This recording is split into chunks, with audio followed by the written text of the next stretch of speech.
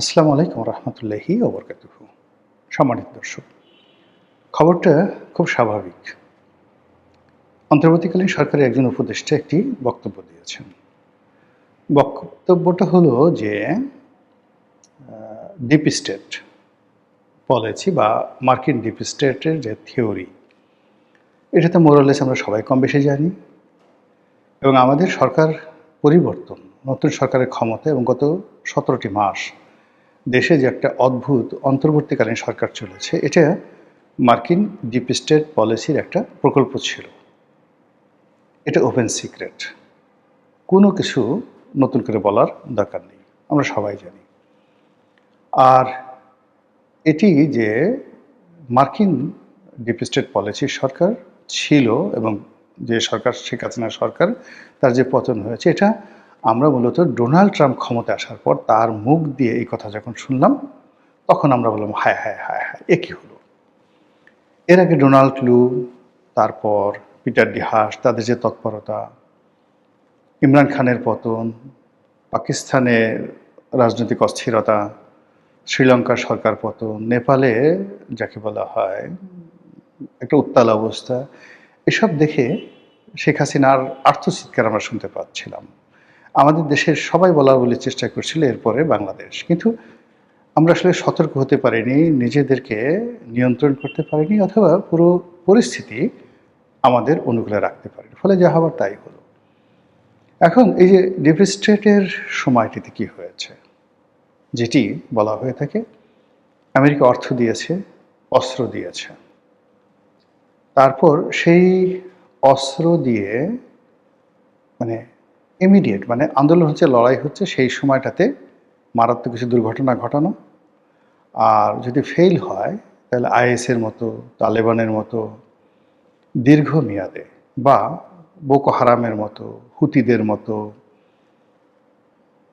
যে সকল সংগঠন বছরের পর বছর রাষ্ট্রের বিরুদ্ধে গেরিলা যুদ্ধ করছে, ঠিক তাদের মতো যুদ্ধ করার জন্য এই ডিপ স্টেটের যারা কুশীলব ছিলেন, তারা বাংলাদেশে অর্থ বিনিয়োগ করেছে। এটা এই উপদেষ্টা আসিফ মাহমুদ সজীব ভুঁইয়া তার একটি বক্তব্যে ইতিপূর্বে আমরা যাকে বলা হয় জেনেছি। তিনি বলেছেন যে আমরা যদি প্রাথমিক পর্যায়ে সফল না হতাম, তাহলে আমরা দীর্ঘমেয়াদে সশস্ত্র যুদ্ধে যেতাম সরকারের সঙ্গে। Message is clear. তখন তাদের ক্ষমতা ছিল, অনেকে এটা নিয়ে আলোচনা করেছে হালকা, কিন্তু ইন ডিটেলসে যায়নি।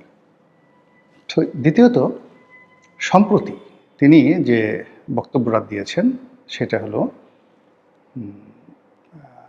মার্কিন ডিপ স্টেট পলিসি যারা হর্তাকর্তা, তারা তাদেরকে এই যে আরও দীর্ঘ সময়, অর্থাৎ 2029 সাল পর্যন্ত ক্ষমতায় থাকার জন্য একটা ছক এঁকেছিল। তারপর বলেছিল যে আপনারা থাকেন, কোন নির্বাচন করা লাগবে না, বিএনপিকে নির্বাচনে আসতে দেওয়া হবে না, তারেক রহমান সাহেবকে দেশে আসতে দেওয়া হবে না, এশরাককে ঢাকার মেয়র পদে নিয়োগ দেওয়া হবে না, ইত্যাদি যা কিছু ঘটেছে। 5 বছর ক্ষমতায় থাকা, 50 বছর ক্ষমতায় থাকেন, আজীবন ক্ষমতায় থাকেন, এই যে ডক্টর মোহাম্মদ ইউনূসের যে বক্তব্যগুলো, এগুলোর সঙ্গে যে একটা ডিপ স্টেট পলিসির গ্রিন সিগন্যাল ছিল, সেই গ্রিন সিগন্যালটি এই সময়টাতে আসিফ মাহমুদ সজীব ভুঁইয়া ফাঁস করে দিয়েছেন। আচ্ছা, আমরা তো আসলে দার্শনিক হিসেবে খুব কমই দক্ষ। মলম বিক্রির বিজ্ঞাপন, জারি গান, সারি গান, তারপরে বানরের নাচ, পুতুল নাচ, এগুলো আমার খুব প্রিয় বা আমাদের প্রিয়। কিন্তু ঘটনার পেছনে যে ঘটনা থাকে, সেই জিনিসগুলো দার্শনিকতার দৃষ্টিকোণ থেকে চিন্তা ভাবনা করার মতো মানুষ আমাদের দেশে খুবই অল্প। ফলে কি হলো, অতীতে যে ঘটনাগুলো শেখ হাসিনার জামানাতে শুনেছি, আমরা ভাবিনি, চিন্তা করিনি এটার পরিণতি কী হতে পারে। ক্ষমতাসীনরাও চিন্তা করেনি, বিরোধী দলও চিন্তা করেনি। ডক্টর মোহাম্মদ ইউনূসের জামানাতে আমরা যারা কথা বলেছি বা যে সকল ঘটনা ঘটেছে, সেগুলোর effect, after effect, side effect কী হতে পারে, ডক্টর ইউনূস এবং তার সঙ্গী সাথীরা যেভাবে চিন্তা করেননি, দেশ জাতীয় চিন্তা করেননি। আবার এখন তারেক রহমান সাহেব ক্ষমতায় আসছেন, মনে হয় যেন একেবারে 2041 সন পর্যন্ত ক্ষমতায় থাকবেন, তারপরে তার স্ত্রী ক্ষমতায় আসবেন, তার স্ত্রীর পর তার সন্তান জায়মা রহমান ক্ষমতায় আসবেন। এরপরে নাতিপুতি যারা আছে তারাও ক্ষমতায় আসবেন। ঠিক এইরকম একটা আত্মবিশ্বাস নিয়ে বিএনপি যখন এগুচ্ছে, তখন হঠাৎ করে আসিফ মাহমুদ, সজীব ভুঁইয়া এই মার্কিন ডিপ স্টেট পলিসির কথা কেন বললেন? আমরা এটা নিয়ে আলোচনা করছি, সমালোচনা করছি, কিন্তু এর পিছনে যে একটা বিরাট থ্রেড আছে, হুঁশিয়ারি আছে, হুমকি আছে, এই হুমকির কথা আমরা কেউ চিন্তা করছি না। আমার ক্ষুদ্র বুদ্ধিতে মনে হচ্ছে যে এই আসিফ মাহমুদ, সজীব ভুঁইয়া, আমরা তাকে হাঁস বালক, আমরা তাকে ওয়েস্টিন বালক ইত্যাদি বলে ঠাট্টা মশকরা করি, কিন্তু সবার আগে বুঝতে হবে, মানে আপনারা একটা বিখ্যাত হিন্দি সিনেমা আছে সরফরাজ, নাসিরুদ্দিন শাহ এবং যাকে বলা হয় আমির খান, অসাধারণ একটা সিনেমা অভিনয় করেছেন। সেখানে নাসিরুদ্দিন শাহ মূলত একজন গজল শিল্পী থাকেন, কিন্তু তিনি আন্ডারওয়ার্ল্ডের ডন। তার যে সামাজিক যে পরিচিতি, সেই পরিচিতির সঙ্গে এই ডন পরিচয়টা থাকতে পারে, এটা কেউ বিশ্বাস করতে পারে না। ফলে পুলিশের নাকের ডগায় তিনি বছর পর বছর ধরে তার যে কুকর্ম সেটা চালাচ্ছিল, এবং যখন পুলিশ কর্মকর্তা আমির খান সেটা জানতে পারলো, তার বিশ্বাস করতে তার অনেক কষ্ট হয়েছে, বিশ্বাসই করতে পারেনি। কথাটা বললাম এই কারণে যে বিপ্লবীর কণ্ঠে যখন সঙ্গীত থাকে, তলোয়ারের সঙ্গে যখন বাঁকা বাঁশের বাঁশুরি থাকে, সেটা যে কত বড় ভয়ঙ্কর হতে পারে তা কবি নজরুলের যে এক হাতে বাঁকা বাঁশের বাঁশুরি আর এক হাতে রণতুর্য, এটার ব্যাখ্যা আপনারা পড়লেই বুঝতে পারবেন যে এটা কি পরিমাণ হয়। কথাটা বললাম যে আসিফ মাহমুদ, সজীব ভুঁইয়া, সে কাওয়ালি গান গায়,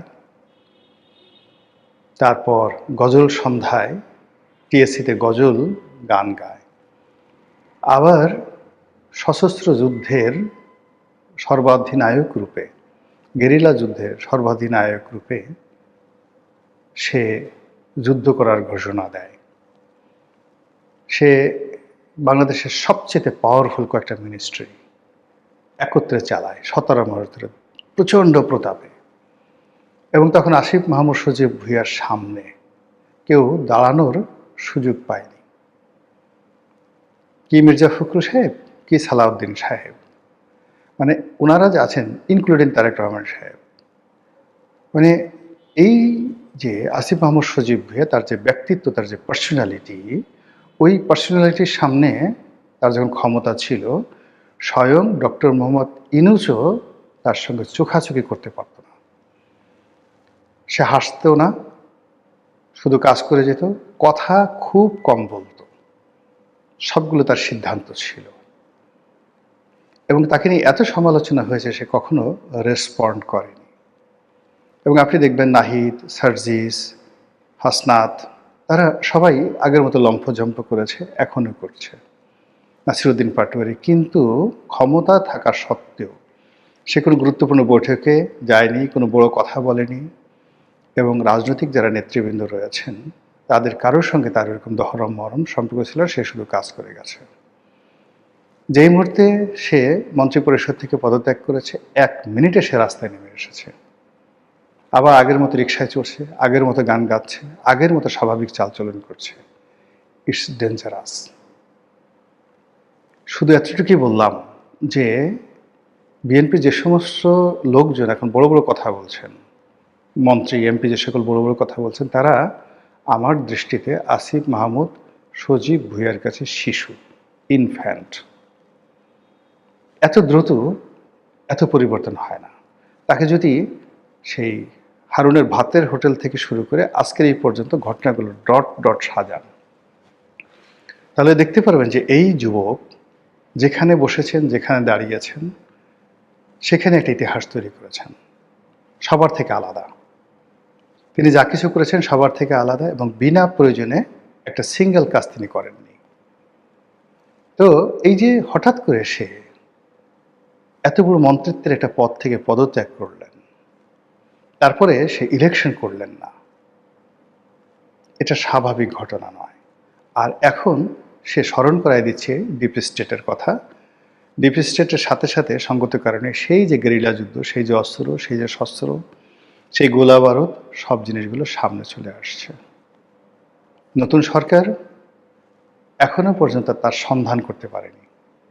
কয়টি অস্ত্র আছে, কত হাজার অস্ত্র আছে, কার কার হাতে আছে, এবং এই অস্ত্র দিয়ে রাষ্ট্রের কী ক্ষতি করা যেতে পারে, সরকারের কী ক্ষতি করা যেতে পারে, রাষ্ট্রের সমস্ত কর্মকাণ্ড কীভাবে অচল করা হতে পারে, এটা সরকার ভাবতেই আছে না। তারা 2041 সন পর্যন্ত ক্ষমতায় থাকবে, এটা নিয়ে নাকে তেল দিয়ে ঘুমাচ্ছে। আর এই সময়টাতে যারা গুপ্ত সংগঠন, যারা আসিফ মাহমুদ, সজীব ভুঁইয়াকে, সেটা ডিপ স্টেটের local partner, foreign partner, promoter যারাই আছেন, যে বিশাল একটা গ্রুপ ঘুমন্ত অবস্থায় আছে, যারা খুব বিনয়ের সাথে চিউ চিউ করে জুলাই সনদ বাস্তবায়নের কথা বলছে, তারপর সংস্কার প্রস্তাব বাস্তবায়নের কথা বলছে। এর মাধ্যমে তাদের সঙ্গে বিএনপি যে সমঝোতা হয়েছিল, সেই সমঝোতাগুলো মূল্যায়ন করার জন্য দাবি জানাচ্ছে। এই দাবির মধ্যে হঠাৎ করে ডিপ স্টেট আসা মানেই ডু ইট, ইমিডিয়েটলি এই কাজগুলো আপনারা করুন, আদারওয়াইজ আমরা আমাদের মতো আগের জায়গায় ফিরে যাব, দুই চোখে অন্ধকার দেখবেন। এটাই আমার ব্যাখ্যা, বাকিটা আল্লাহ ভালো জানেন। আসসালামু আলাইকুম রহমতুল্লাহি ওয়া বারাকাতুহু।